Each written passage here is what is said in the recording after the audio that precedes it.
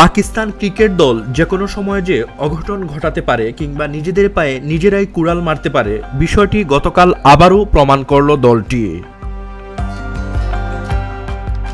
ভারতের সাথে দারুণ এক সূচনায় মাঠে নামলেও শেষ পর্যন্ত নিজেদের কপালের সাথে আর পেরে ওঠেনি।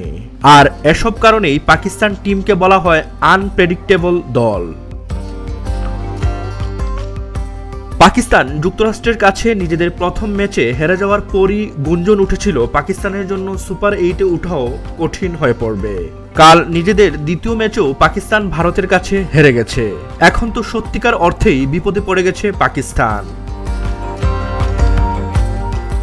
গ্রুপ পর্বের 4 ম্যাচের মধ্যে 2টি খেলে এখন পর্যন্ত কোনো পয়েন্ট নেই পাকিস্তানের। 5 দলের মধ্যে পয়েন্ট তালিকায় অবস্থান চতুর্থ।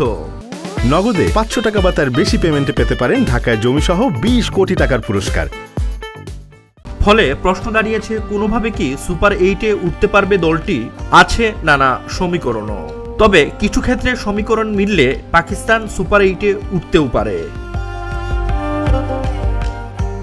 কানাডা ও আয়ারল্যান্ডের বিপক্ষে পাকিস্তান তাদের পরের 2টি ম্যাচ খেলবে। কানাডার বিপক্ষে ম্যাচটি 11 জুন নিউ ইয়র্কে, আর আয়ারল্যান্ডের বিপক্ষে 16 জুন লর্ডারহিলে। এই 2টি ম্যাচে বড় ব্যবধানে জিততে হবে পাকিস্তানকে। শুধু জিতলেই হবে না, ভাগ্য সহায় হতে হবে। তাই পাকিস্তানকে চেয়ে থাকতে হবে অন্য দলগুলোর দিকেও। গ্রুপ এর বাকি ম্যাচগুলোতে যদি 12 জুন যুক্তরাষ্ট্রকে ও 15 জুন কানাডাকে ভারত হারায়, আর 14 জুন আয়ারল্যান্ড যুক্তরাষ্ট্র ম্যাচে আয়ারল্যান্ড জয় পায়, তবেই পাকিস্তানের কপাল খুলতে পারে। তখন ভারত গ্রুপ চ্যাম্পিয়ন হয়ে সুপার 8-এ উঠবে।